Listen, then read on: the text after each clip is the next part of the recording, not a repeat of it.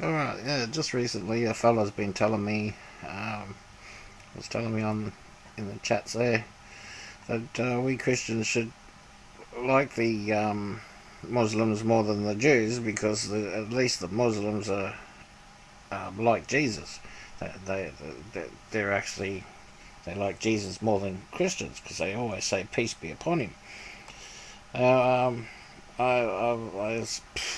I said to him, you need to see that from a Christian's eyes because saying that is actually an insult, and they have no idea how insulting that is. And I'll explain it. So, just to start off, we need to know what vain means.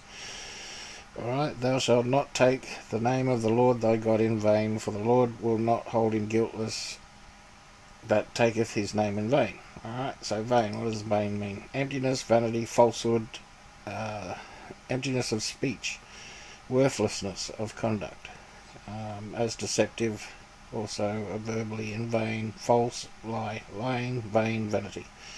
Alright, so just using him in a worthless manner is in vain.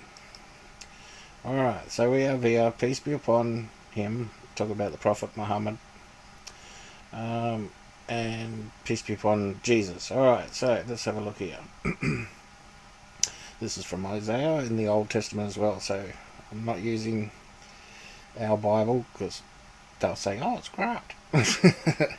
Okay, for unto us a child is born. Alright, so this was a child, right?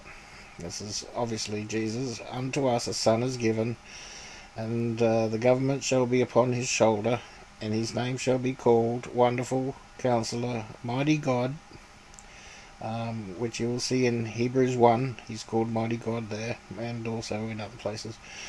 Mighty God, the everlasting Father. This means Father of evermore, time, everlasting. So, and Prince of Peace. Alright, so that's it. That's a title, Prince of Peace. Alright, so you see here. Now the Lord of Peace himself give you peace always by all means. The Lord be with all of you. Alright, so this is Jesus. He's the Lord of Peace, the Prince of Peace. So when they're saying Jesus, peace be upon you, or upon him, they're saying Jesus be upon Jesus. Alright, and this one here, they're saying Jesus be upon Muhammad. You see where I'm going with this? Now, Muhammad's in hell, so you better stop saying peace be on him for a start. Alright, his mother's in hell as well, so if you're saying peace be upon her, right, it's in your scriptures, check it out yourself. The Muslims actually have to go to hell first before Allah decides to take him out if he feels like it. Or if he can swap you out with a Jew or a Christian, then you might get out of hell. But either way, this is what peace be upon him means to us, to Christians, because we read the Old Testament.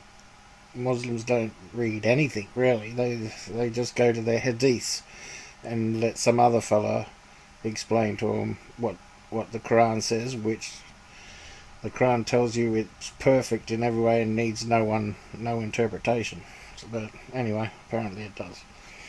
Alright, God bless. Hope that helps.